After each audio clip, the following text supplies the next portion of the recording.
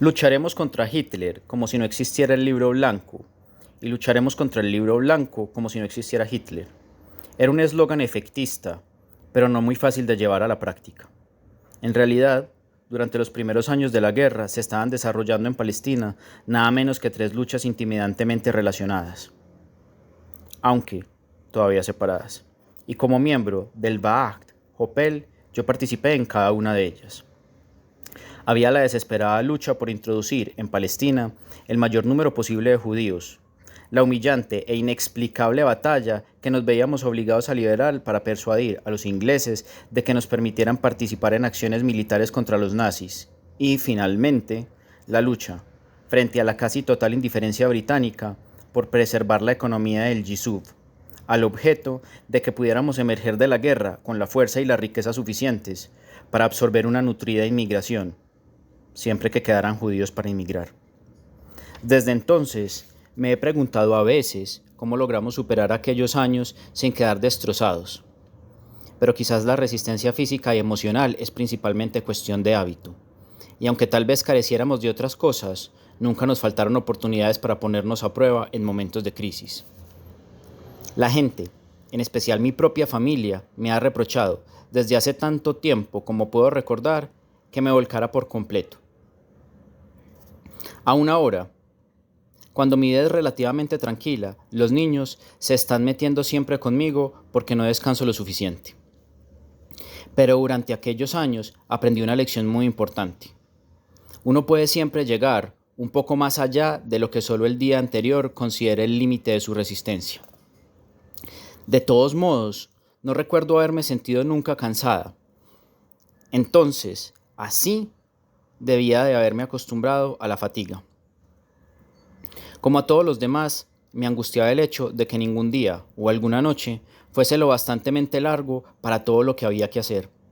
La razón principal de ello, naturalmente, radicaba en que por difícil que a todos les resultara creer que los nazis estaban entregados a la tarea de liquidar a los judíos de Europa, la mayoría de nosotros lo creímos en el acto. Y cuando uno sabe que las vidas de sus compatriotas corren peligro mayor, a cada segundo que pasa nunca hay demasiado que hacer. Recuerdo con toda claridad el día en que nos llegaron aquellos primeros y terribles informes sobre las cámaras de gas y el jabón y las pantallas de lámparas que se estaban fabricando a partir de los cuerpos judíos. Celebramos una reunión de emergencia en todas las oficinas del Histadrut y decidimos enviar a alguien a Ankara para que tratase de establecer contacto con los judíos de allí. Lo curioso y terrible fue que ninguno de nosotros puso en tela de juicio la información que habíamos recibido. Todos creímos inmediatamente y en su totalidad en aquellos informes. El día siguiente, yo tenía una cita para trabajar en algún asunto sin mayor importancia con un funcionario británico a quien siempre había apreciado, y naturalmente le conté lo que acabábamos de saber acerca de las atrocidades nazis. Al cabo de unos instantes me miró con una extraña expresión y dijo: «Pero señora Meyerson, no creerá usted todo eso, ¿verdad?». Después siguió hablándome de la propaganda de la Primera Guerra Mundial y lo ridículo que había sido. Yo no podía explicarle cómo ni por qué sabía que esto era diferente, pero vi en sus preocupados y amables ojos azules que pensaba que me había vuelto completamente loca.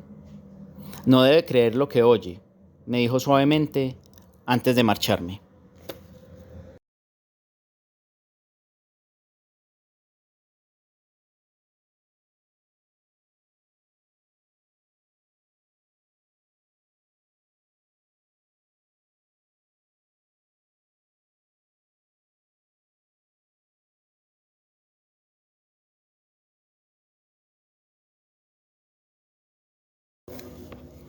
De todas formas, realizábamos nuestro trabajo normal durante el día, y en los ratos libres y por la noche hacíamos cuanto podíamos en relación con la guerra contra los judíos. Como yo había trabajado antes en el terreno de las negociaciones de condiciones de trabajo, volví sobre la carga, aunque ahora trabajaba casi exclusivamente con las autoridades militares británicas.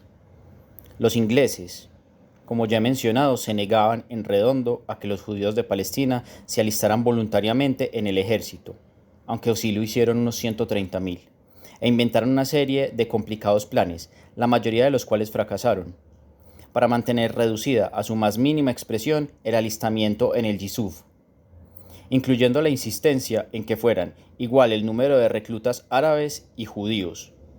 Pero cuando la guerra se extendió al Oriente Medio, los alistados empezaron a depender cada vez más de la única fuente de elementos humanos altamente especializados, y desde luego de absoluta confianza políticamente existente en la zona.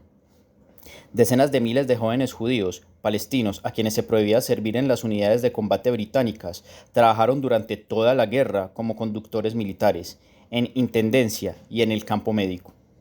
Se les conocía, huelga decirlo, como palestinos, no como judíos, y eran tratados como nativos, pero al menos formaban parte del ejército.